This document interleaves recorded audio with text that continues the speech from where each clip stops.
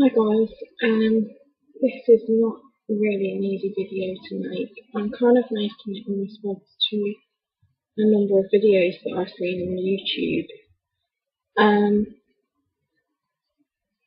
Okay, let me start from the beginning. When I was working at a children's hospital, and I've got to be very careful about confidentiality here. When I was working at a children's hospital in the UK, myself and my colleagues got asked to go and help with a little boy. He was only 2 years old and he was very, very ill. We were asked to do an EEG on him, and he was so poorly that we had to do it in this hospital bed. Of course we did the EEG, and I helped. I was the assistant in the neurophysiology department. And this little boy had a childhood disease. A childhood disease that we have vaccinations for. We did the EEG and he was put down for a liver transplant. And the night his family was told they had a liver for him, his mum left his bedside for the first time since he'd been admitted. And he'd been there for, I think it was 2 or 3 weeks. And while we were out, his mum and dad went out for a meal to celebrate because they'd had a horrendous 2 weeks. And they went out to celebrate that there was a liver for him. While we were out at dinner, he took a turn for the worse and he passed away. Anyway, when they did a post-mortem, they found out that a liver transplant wouldn't have worked.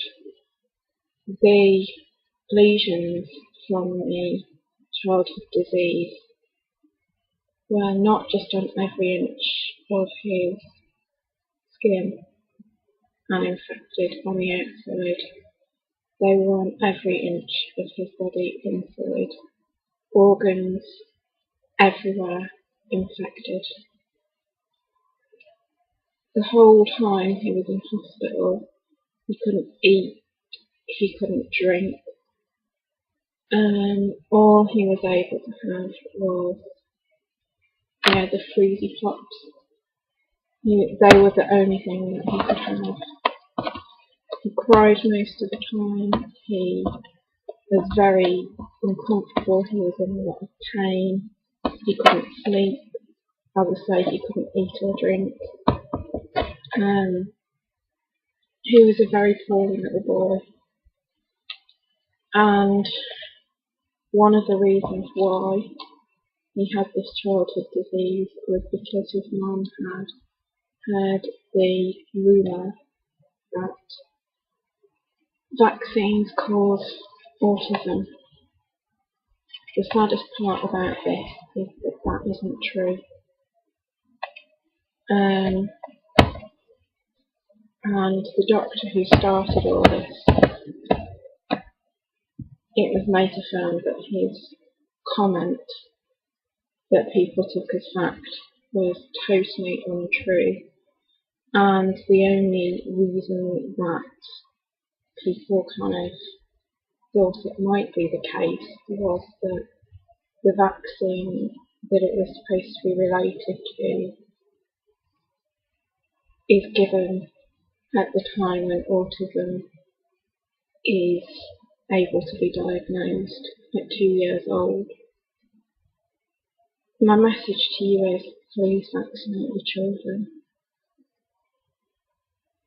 I have seen a 2-year-old in agony unable to sleep, unable to eat, crying constantly, and dying from a disease that he could have been vaccinated against, and he wasn't because the doctor still had that awful rumour.